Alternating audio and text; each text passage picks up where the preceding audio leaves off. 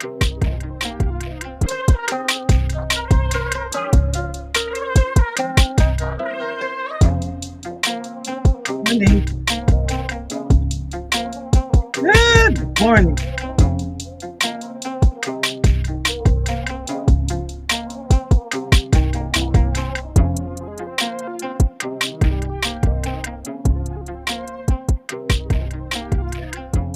Good morning. Good morning. Good morning. Good morning. Welcome to Mornings with Mo, where authenticity lives and thrives to create a space of growth, healing, and joy.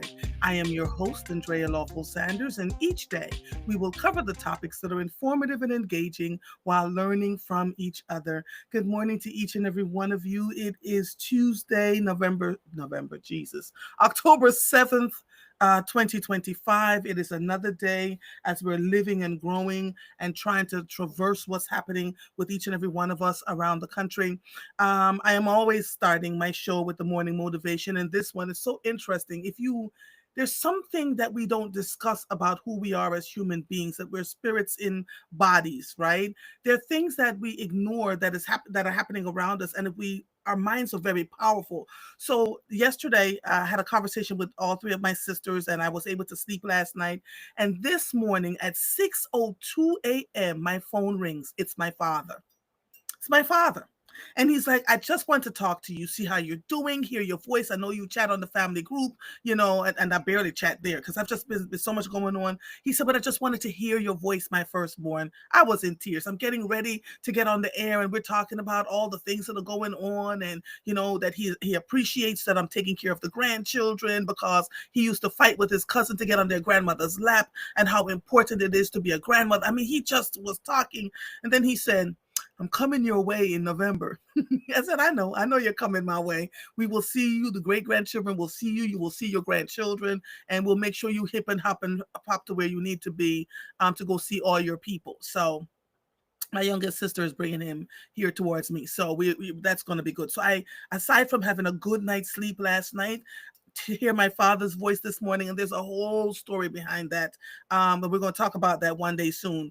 To hear his voice this morning, because many of you have heard me talk about my father a lot, but in light of everything that's been going on, we've just been talking to him online, just making sure he's okay and giving him what he needs. I did ask him about his Medicare, Medicaid, I forget, Medicare, and he said that they had chopped almost $300 off, and he got on the phone and advocated for himself, and they moved it from $300 to $50, that less that he gets a month. And I said to him, you remind my siblings and I all the time that we are going to be okay because you've taught us how to be advocates for ourselves. So that's my father. This is my morning motivation. The anniversary of my mother's passing was in April, but her birthday is in 2 days. As the date approaches, I get melancholy and, yes, sad. What is holding me together is my oldest granddaughter, who would not leave my side when she saw me at her door. We read books, took a long walk with her brother and sister, and even as they went to take a nap, she hung outside with me until her mama reminded her she needed to sleep too. It is the love of my husband, who will move mountains without my asking him to, for my every comfort. It is a long hug that I got from my oldest son, and the time he shared all he had been doing while he collected his dried lemon balm. It is the group chat with my siblings as we're all trying to cope the best way we can. It is the friendships from so many of you that I had no idea existed until we meet in person and you say you have been following me on social media. It is the unconditional love of God himself that continues to be light and protection. Whew. So in 2 days, it will be my mother's birthday. I can't talk about my mother without tearing up. I still cannot. She has been gone now for 2+ years.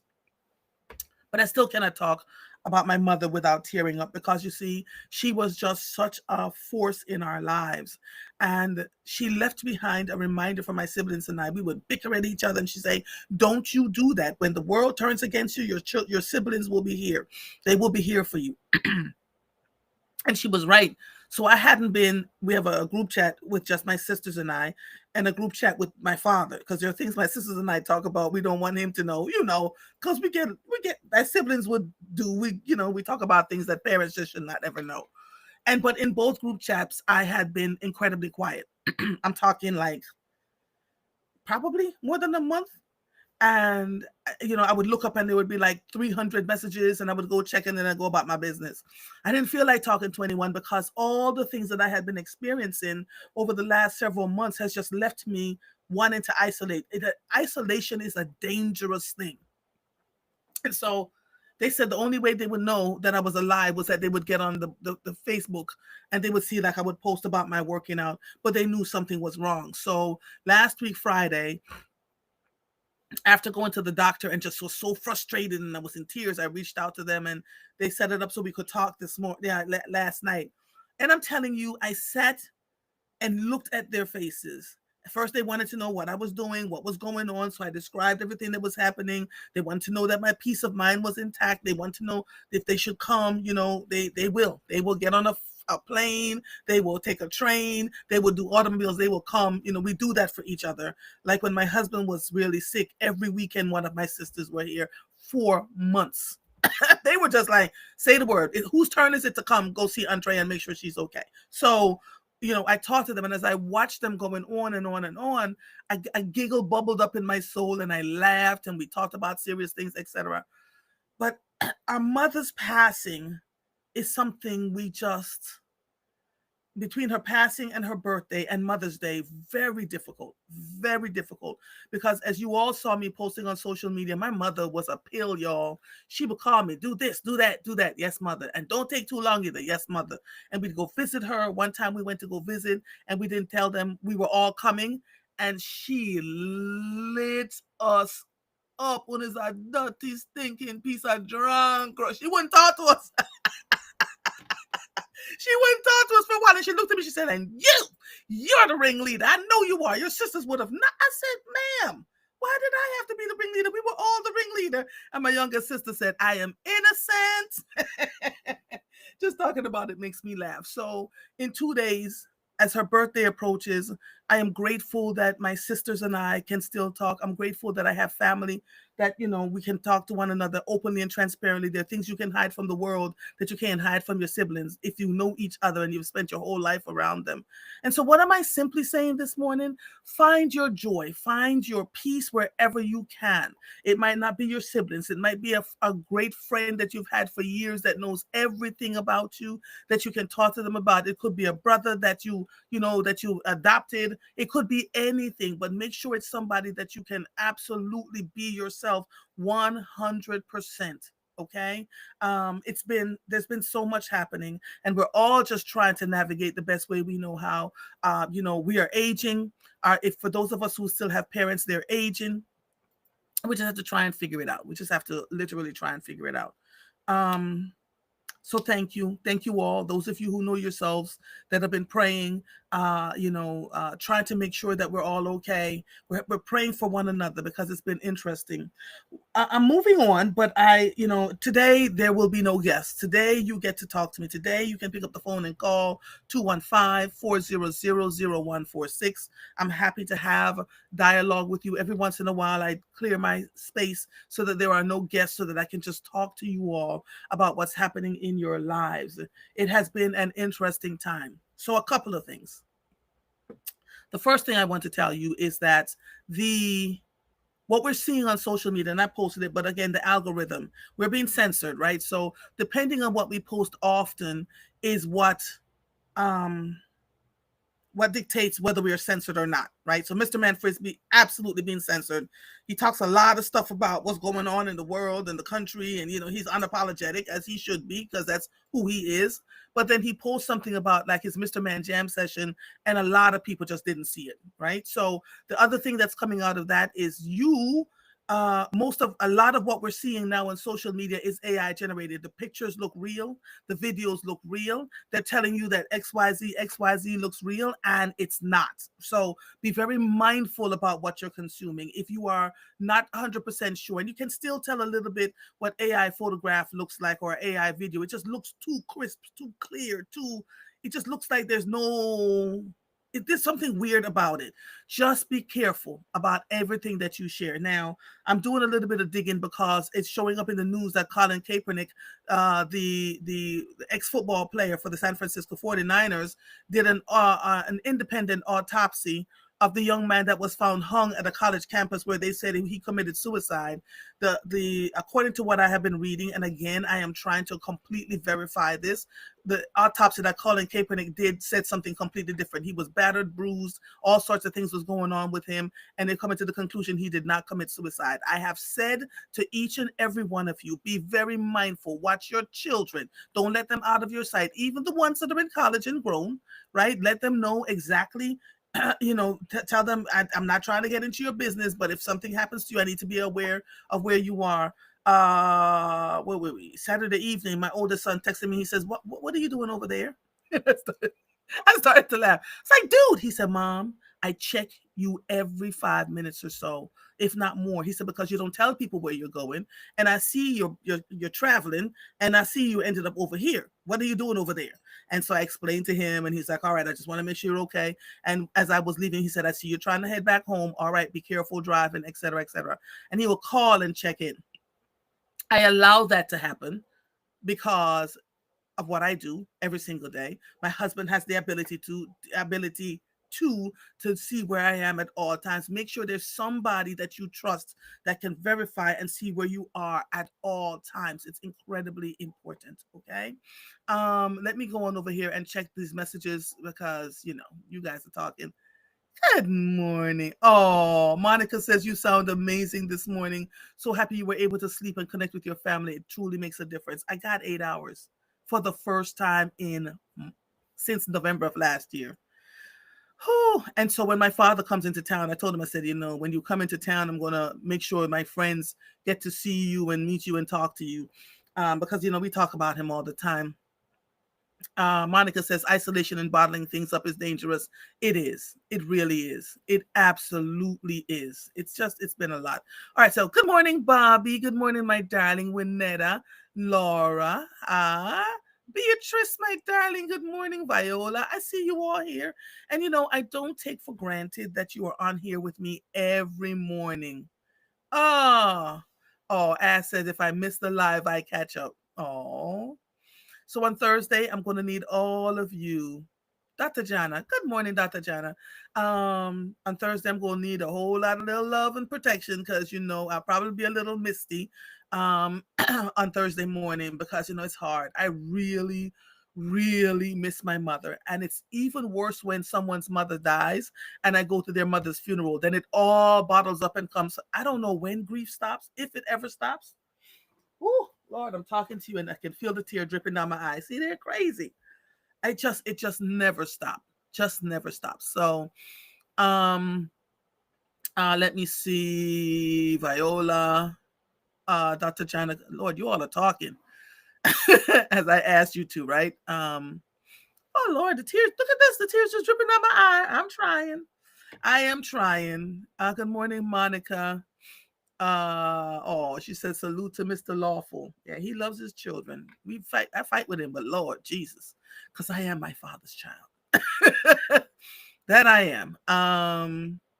Thank you, Winetta. She says, glad to hear you got a good night's rest.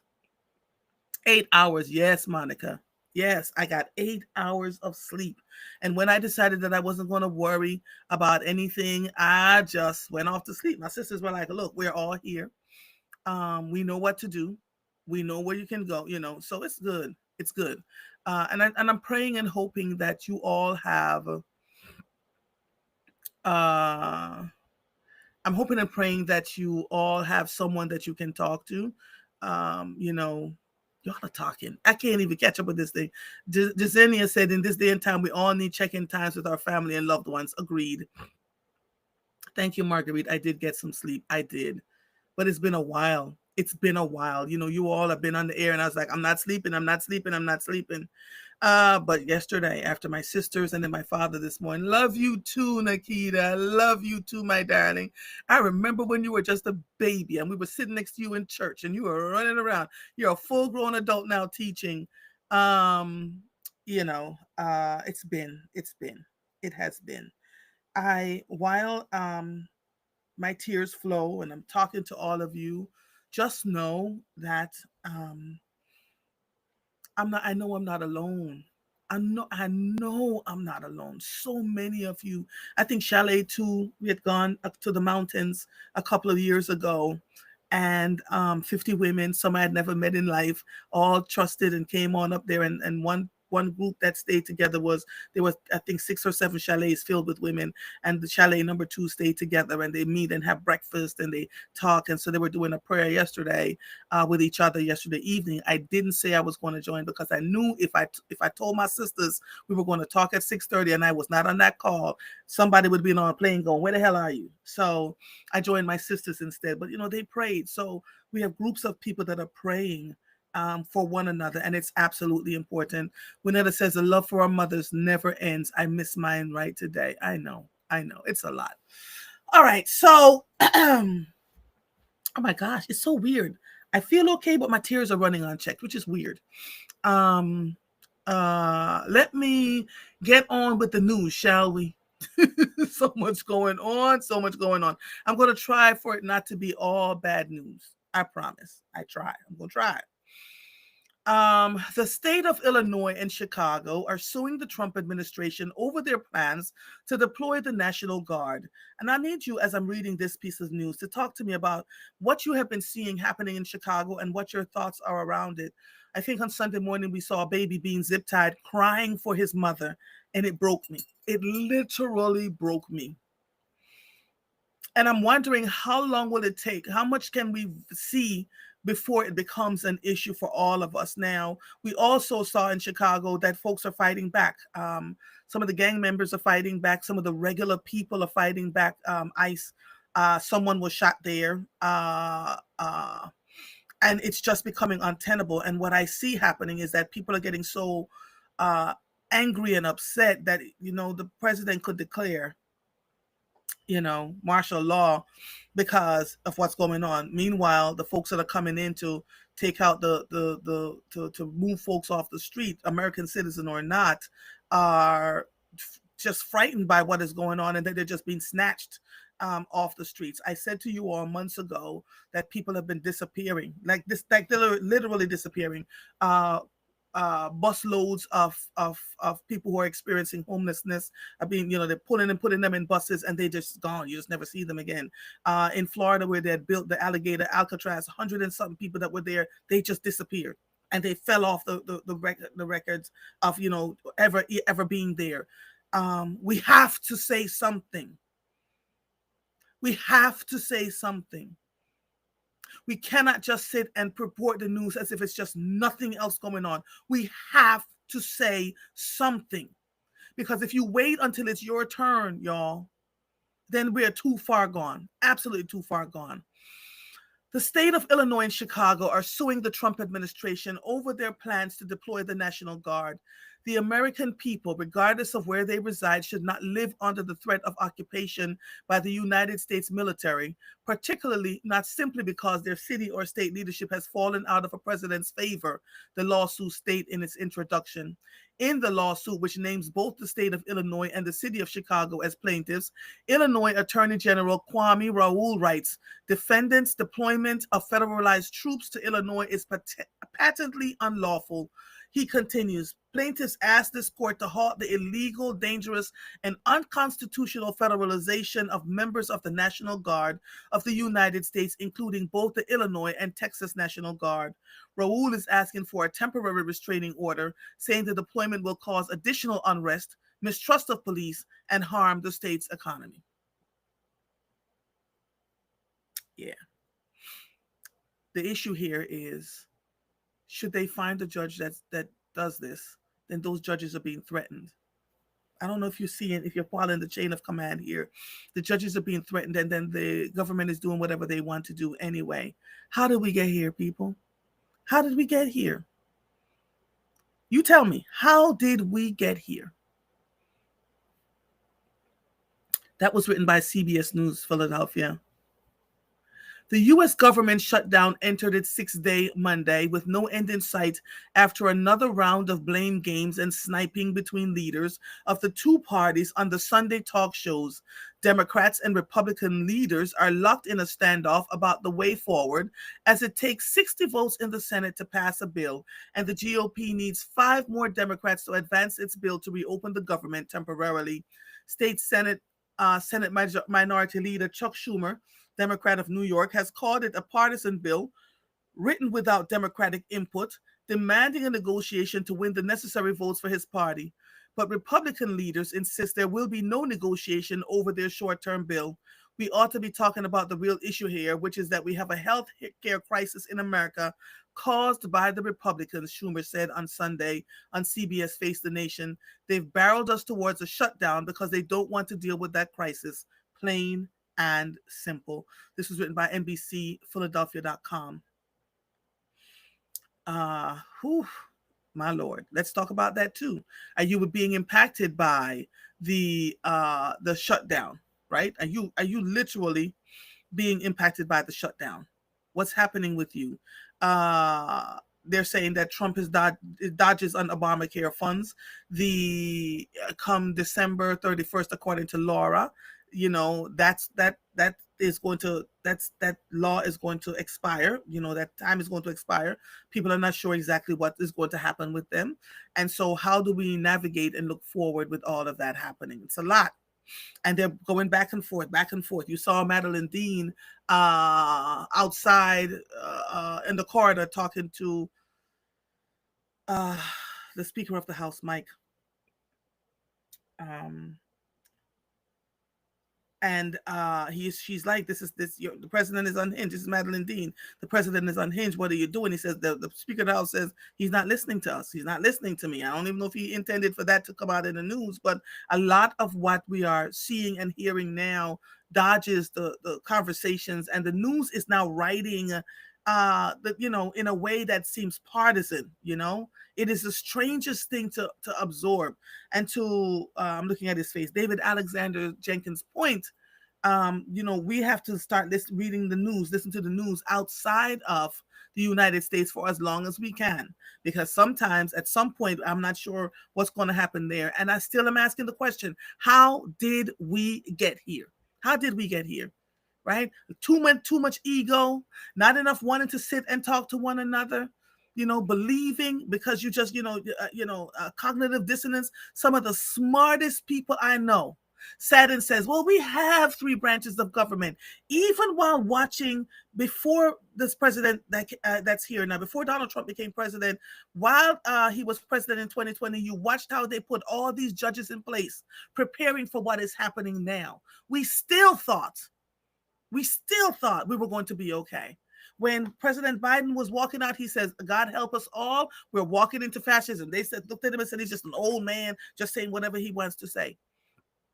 And some of the smartest people I know sat back on their heels and says, well, we're going to figure this out. We're going to figure this out. And when our current president came in and he said, I'm so grateful to Elon Musk for helping us to win this, whether it was not for Elon Musk, people started looking and seeing whole swaths of votes just gone. So you all think you're going to go out and vote and all will be okay? Come on, y'all. Come on. But okay. Oh, Lord. Lawmakers provided few public signs of meaningful negotiations to break an impasse on reopening the federal government as the shutdown entered its 6th day. House Speaker Mike Johnson said, there's nothing for us to negotiate. American people. While House Democratic leader Hakeem Jeffries declared the time is now to work out a deal on health care. And see all them little cliche sayings that they do, they need to cut that ish out too. Make the Democrats, oh my God. We're going to leave that alone. Johnson, Republican from Louisiana, told reporters on Monday that they could stop asking why he was in negotiation. Johnson told reporters on Monday that they could stop asking why he wasn't negotiating an end to the impasse and that it was up to a handful of Democrats to stop the madness and pass a stopgap spending bill. Lord, this is a tongue twister that had earlier passed the House, as the Associated Press news. The Centers for Disease Control and Prevention adopted recommendations by a group of vaccine advisors and stopped recommending COVID-19 shots for anyone, leaving the choice up to patients. The government health agency on Monday announced it had adopted recommendations made last month by advisors picked by U.S. Health Secretary Robert F. Kennedy Jr. before this year. U.S. health officials, following recommendations by infectious disease experts, recommended annual COVID-19 boosters for all Americans 6 months and older. The idea was to update protection against the coronavirus as it continues to evolve. As the COVID-19 pandemic waned, experts increasingly discussed the possibility of focusing vaccination efforts on people 65 and older who are among the most at risk for death and hospitalization. The Associated Press News wrote this too. Oh my goodness. Okay, here we go.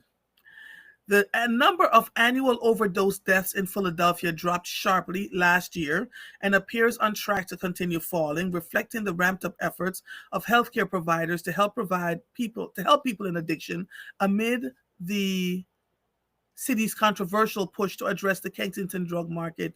In 2024, fatalities involving overdoses fell for the second year in a row, down to 1,045, according to the city's health department. That was a 20% decrease from 1,310 the previous year. Deaths had peaked at 1,376 in 2022. This year, from January to August, there were 469 overdose deaths in the city, according to the preliminary data from the State Department of Health. That figure may end up higher once delayed reports come in, but the trend suggests it could be the first year since 2016 that Philadelphia sees fewer than 1,000 overdose deaths. The decrease resulted in part from the ubiquity of Narcan, a nasal spray that reverses opioid overdoses, according to health and services providers working in Kensington and other neighborhoods. This was written by BillyPenn.com. All right. Let me check the messages here. Oh my God, it's amazing how much good sleep can really help you. Let's see.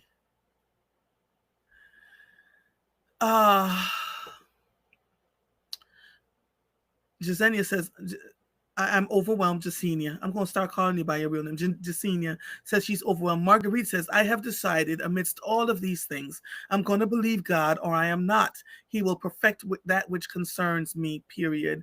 My father said something to me this morning that made absolute sense. He said, let me tell you something. We're in a period where there's going to be a lot of suffering by a lot of people. He said, but even this can't last forever. He said it may last quite a few years, and we just have to figure out, how we navigate through all of this.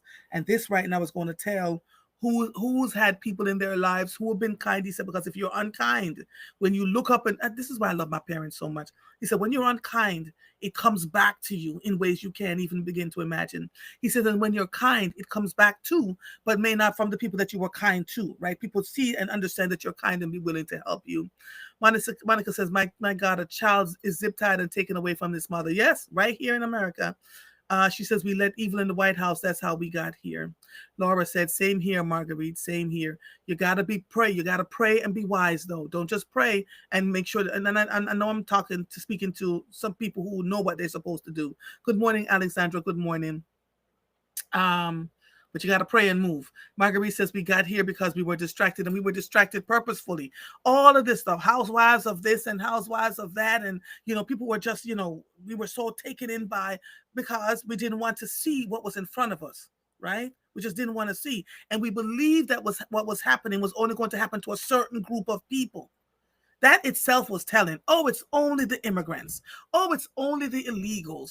Oh, it's only the drug dealers that are being taken out of here. We're seeing pictures now of white folks with their heads busted in, stabbed, all sorts of things from challenging ICE. right? Everybody is starting to feel it. And with all the stuff that's going on around the country, a lot of it we don't see on the news. So it's social media.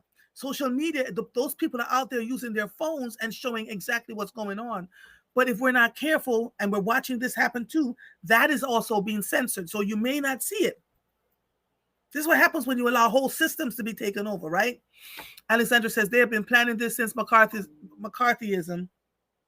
Um, the 1960s and the elections of POTUS Obama sent them into overdrive. Absolutely.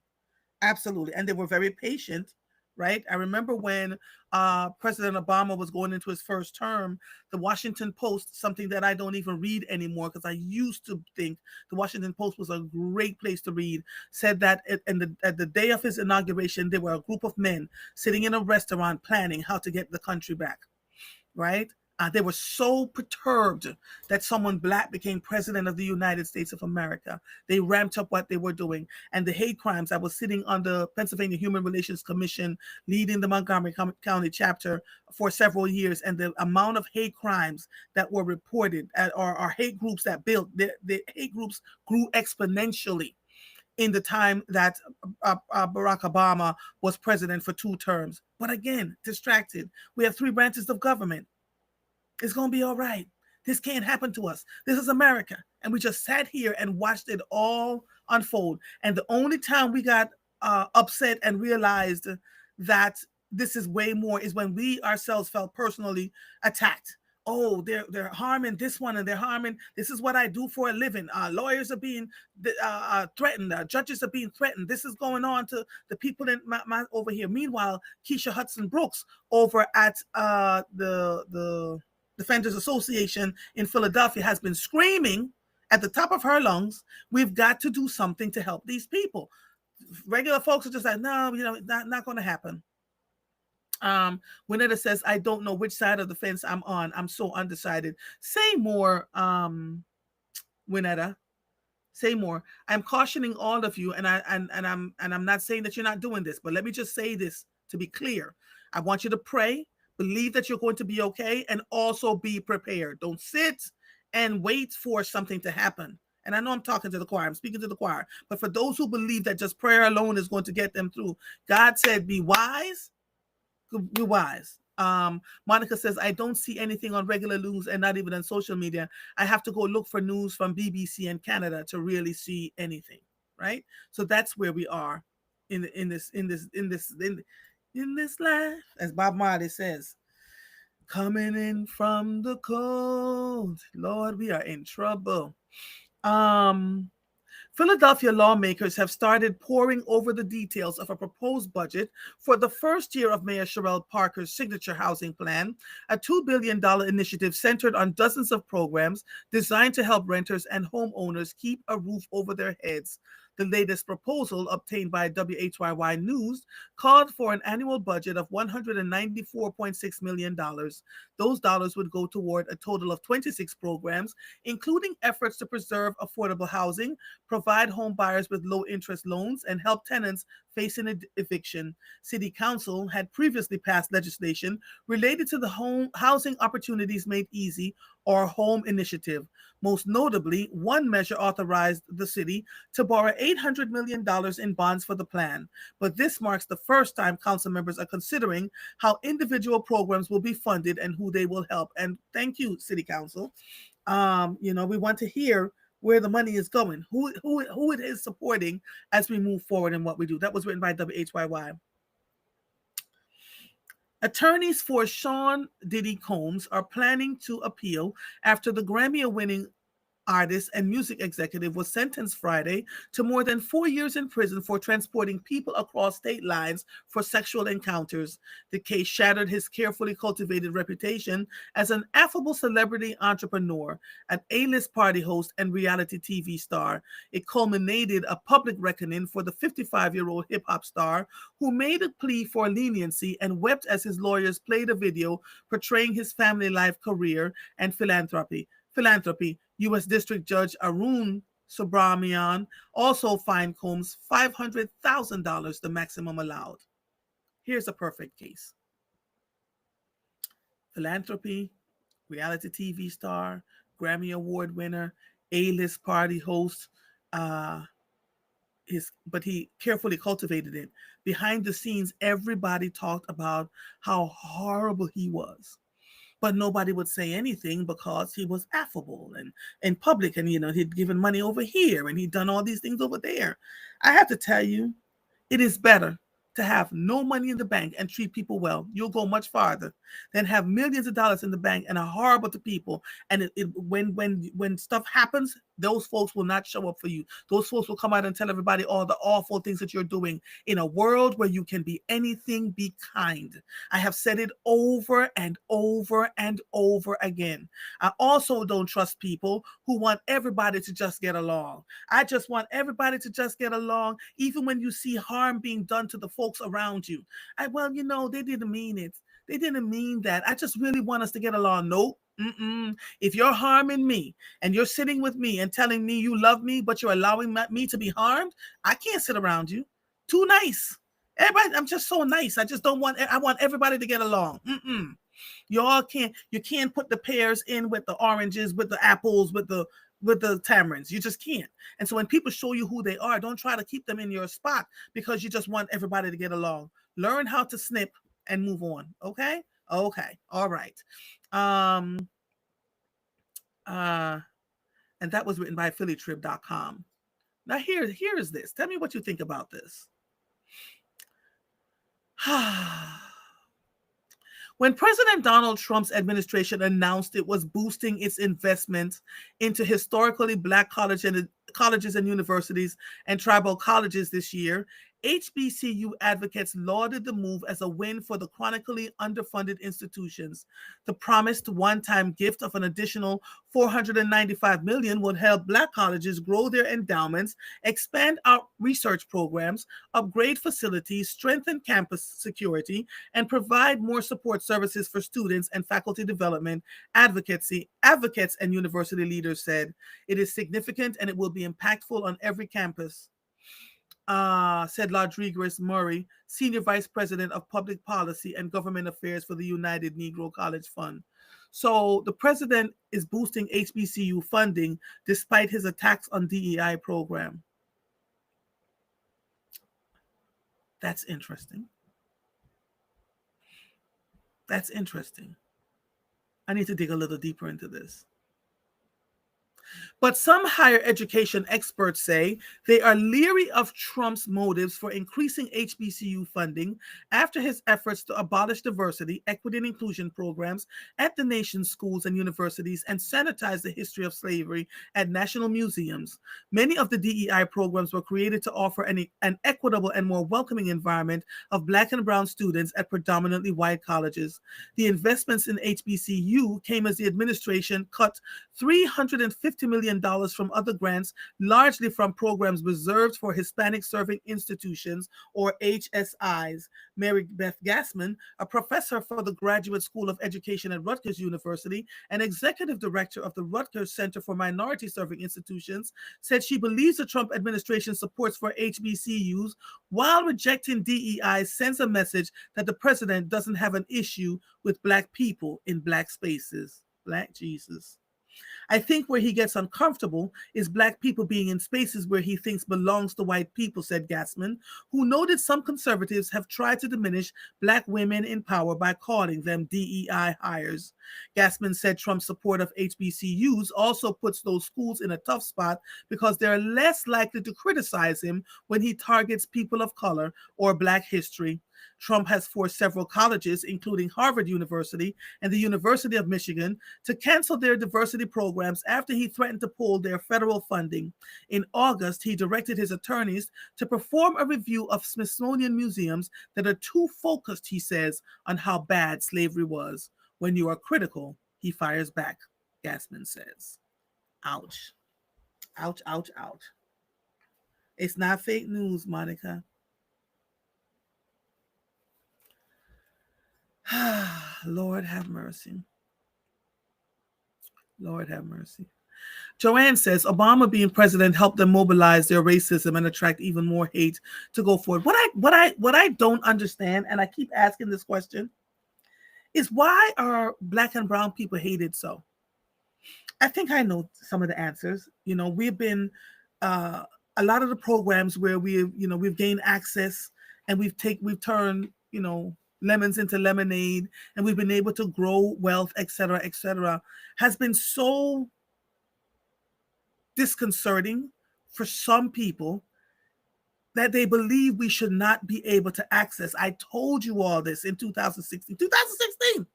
A teacher looked at me and says, I just want to know what's going to happen to this white son that I have in my belly. Black women are taking over everything. She said this to me in 2016. I told all of you what was being said. You were like, ah. She said, those jobs that were reserved for us, we can't. Black women are the most degreed, she said. She was so honest. And she said, I'm being honest with you because you sit and you absolutely listen. You don't if and or but. You don't fight us, but you just listen because I want to hear. If I'm so busy formulating a response, then I don't get to hear them clearly. And what they've said is that they've lost their middle class America because of Black people. That you all have come, you've gotten the degrees, you've taken the jobs. And so now, who are the most people that are laid off the most? Did we get a jobs market report in September? Did we? It's October. No. They're creating spaces now. So it's again, I want us to not believe what you see, believe what you hear. They put it all out in writing for you. Right? And that can't happen. That cannot happen. Oh, the people would never allow it. But the people are so stunned they can't do anything. They're just kind of sitting there going, wait, what? What are we doing? It's not fake news, Monica, unfortunately. This is what I'm saying. You just got to pay attention. Monica says, prayer calms and empowers me to continue through this madness, but best believe I'm preparing also. Marguerite says, not realistic. Everyone will not love, like, or respect you. But there's some people who still believe if I like and love and respect everybody, despite what they say and do, I'll be fine. It doesn't work that way. That's just not facing reality. Marguerite says, we refuse to sit down and shut up. And Ken says, we continue to keep moving forward in the face of everything. It's a lot. It's a lot, y'all. It's going to be okay, though. Just know this sister loves you, okay? Lord have mercy.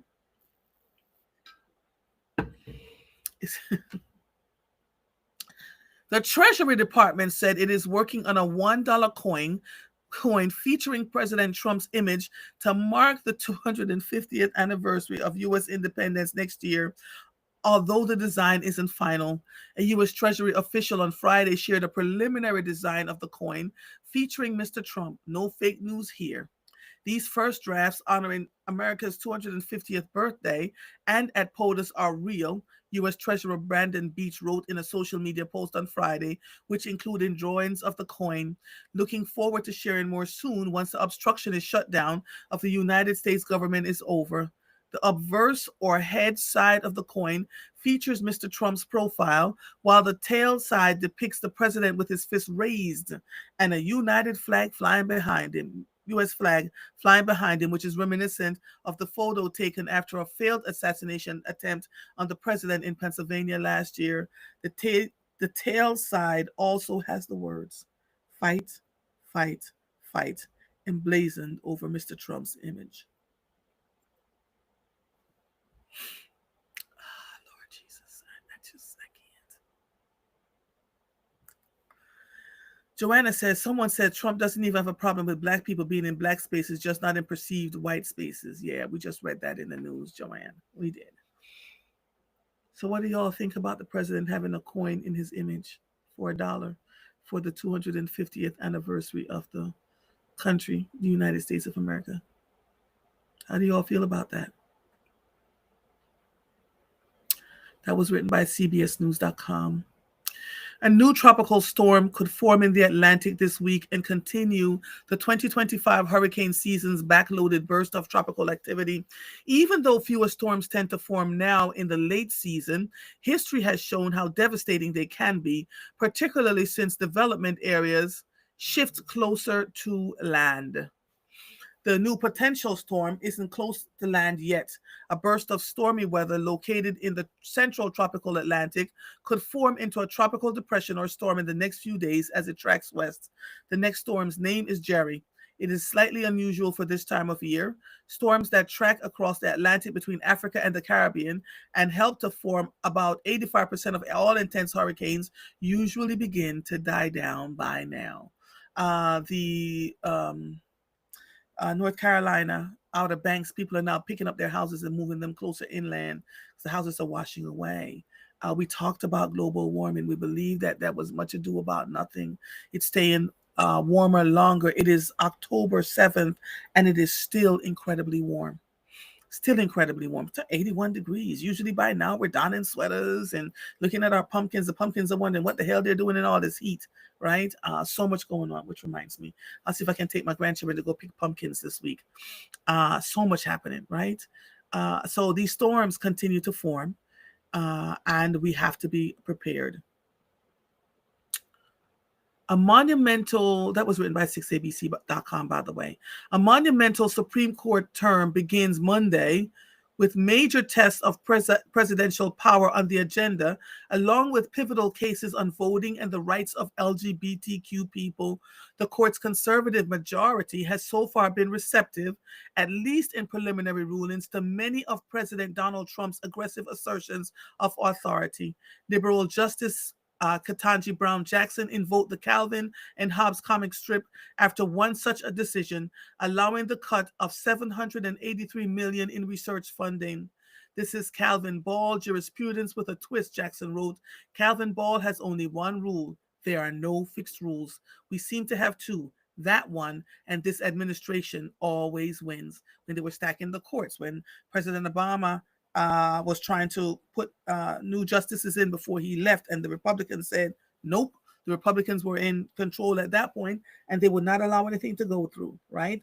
And so now the courts is what, 7-2, 6 to, I forget, but the court has the balance. They have the rule. And when they came out last year and said that a president cannot be tried while in office, we knew. I mean, there was so much that was coming, and every time something goes up to the Supreme Court that we think would benefit the people, the Supreme Court comes back and says, no, the president can have what the president wants. I don't know what history is going to look like moving forward 10, 20, 30, 100 years from now. This time in history, oh my God. It's a lot. It's a lot. Andrea says, and who is even spending coins now? Are we cashless or are we paper money or what? Make it make sense. Yeah.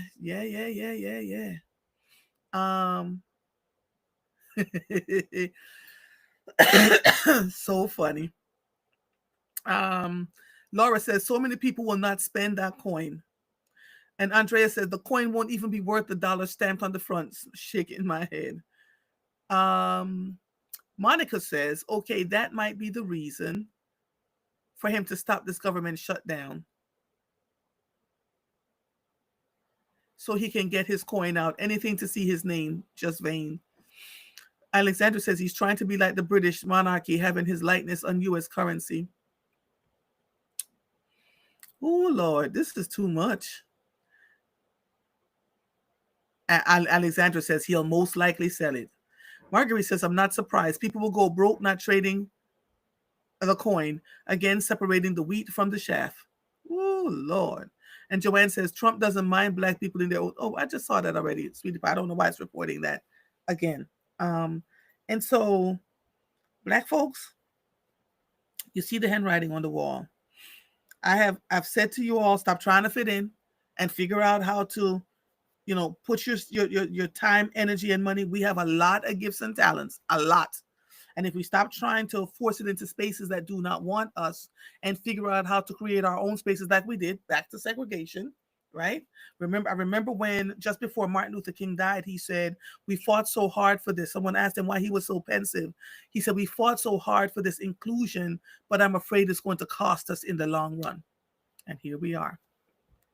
Here we are, all these years later.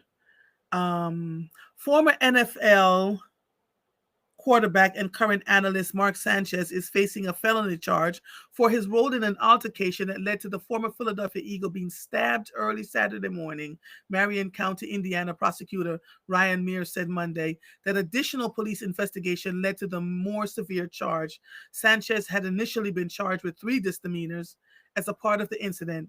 Mears said he is now faces a felony charge battery involving seriously bodily injury, which carries a maximum sentence of between 1 and 6 years in prison.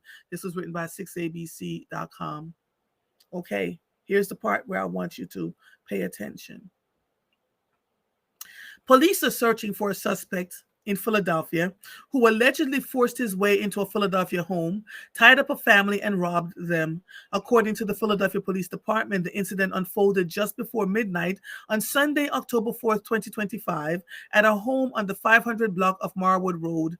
Police said an investigation revealed that the father was sitting on the front porch in a red chair when he was approached by an armed suspect dressed in black.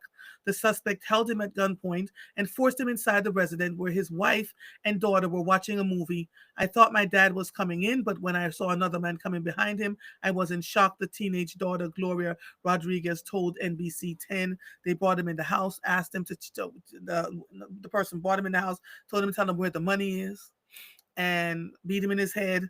They got $1,000 because I did read this. And then he said, thank you and have a nice day, and walked out. Oh, Lord, help me, Lord. And that's not funny. That was sarcasm. More than 200 hikers still stranded as blizzards hits Mount Everest. Chinese rescuers were rushing on Monday to evacuate hundreds of hikers stranded on the eastern slope of the world's highest mountain, Mount Everest, after heavy snowfall blanketed campsites over the weekend. Nearly 350 hikers have already traveled to safety at a rendezvous point in the small township of Kodan, according to state broadcaster CCTV, with rescuers also in contact with the remaining over 200 hikers who will gradually arrive at the rendezvous point. Local news outlets had initially reported that nearly 1,000 people had been affected by the blizzards. Local rescue officials were not immediately available for comment on the discrepancy in numbers. That was written by NBC 10 Philadelphia. Oh, Lord. Again, local news, Philadelphia. U.S. Marshals in Philadelphia are offering $5,000 for information that leads to the arrest of a known gang member wanted for 3 murders, including the killing of a teen. Tyvine Jones, 24, is being sought for 3 deadly shootings dating back to 2020, authorities announced on Monday. All 3 murders that Jones is accused of happened in different parts of the city between August 2020 and September 2022. Investigators did not release specific information about each shooting, but revealed that the victims were ages 16, 20, and 23. A 5K reward is being offered for Jones's arrest. Authorities say Jones, who also goes by Eard, is a known member of the Bloomberg Street Gang. That was written by Fox 29 News. Ooh. Did you all see this? I'm sure you saw this in the news. They barely played it, but it actually did happen. The Louisiana Democratic Party is calling for accountability over what they say were wrongful accusations against late LSU football player Kyron Lacy, per WWL. Lacy, 24, died by suicide in April following a police pursuit in Houston 2 days before he was scheduled to appear before a grand jury on charges of negligent homicide and felony hit and run. The charges stemmed from a December 2024 crash in Louisiana that killed 78-year-old Herman Hall. In January, the Louisiana State Police announced that an investigation into the crash had determined Lacy was driving recklessly, passing multiple vehicles at high speed in a no-passing zone. Police alleged that Lacy's actions forced a truck to brake suddenly, causing a chain reaction that ended with another vehicle striking Hall's vehicle. Authorities claim Lacy left the scene without stopping or calling for help. An arrest warrant issued for Lacy, leading to his invitation to the NVL Combine, was revoked, and then they found that he had nothing to do with that accident, not a thing. And the boy took his life because he didn't think, I'm sure, he didn't think he was going to get justice. Can you imagine? Can you imagine? Lord Jesus, too much. Police found 2 teenage girls dead atop a train car at a Brooklyn subway station early October 4th and say the deaths are likely due to subway surfing, a dangerous trend that involves climbing on top of moving train cars at around 3:10. What?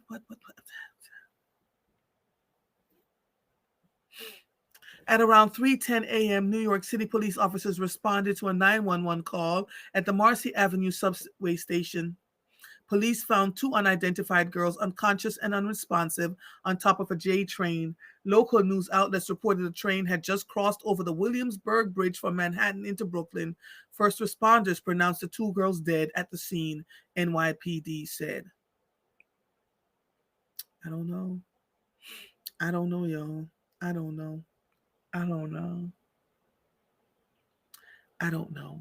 Um, I'm going back to this one particular story before I get off the air. Black Information Network is the one that wrote this story. Not surprised. On April 8th, the Harris County Sheriff's Office said Karen Lacey, fled from a constable and crashed his vehicle after several miles. Deputies later found that he had shot himself before the car came to a stop. New evidence presented by Lacey's attorney, Matthew Ory, on Saturday, October 4th, raised questions about the allegations against Lacey. Ory shared surveillance video that showed Lacey's car was 92.3 yards behind Hall's vehicle and 72.6 yards behind the other cars involved in the time of impact. Karen Lacey passed four vehicles. No one disputes that, Ory said, but at the moment of impact, he was back in his lane behind Mr. Hall's vehicle. That is not how this story was painted ever. Ory also shared body camera footage of the Louisiana State Trooper appearing to instruct a witness on how and what to include in their report. Ory said the evidence points to misleading actions by law enforcement and a rush to judgment. Whew. In response to the evidence, the Louisiana State Police defended their investigation into the incident. LSP conducted a detailed investigation with the assistance of press reconstruction experts. The findings were presented to the 17th Judicial District Court, which approved an arrest warrant based on evidence collected. As with all investigations leading to arrest, the subjects of the investigation are presumed innocent until proven guilty in a court of law.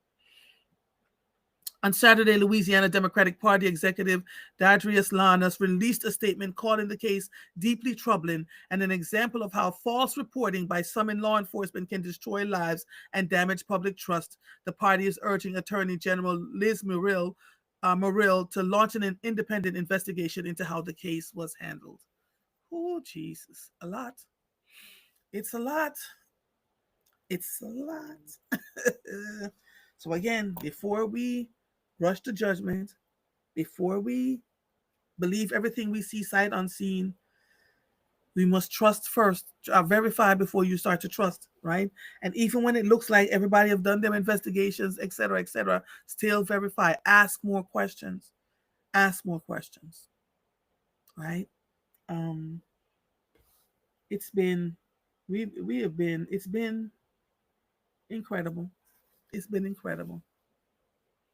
It's been incredible. So people who are, when you see people are being charged with things, make sure you ask questions before you jump to conclusions. Make sure you pay attention. In fact, don't post anything that you see.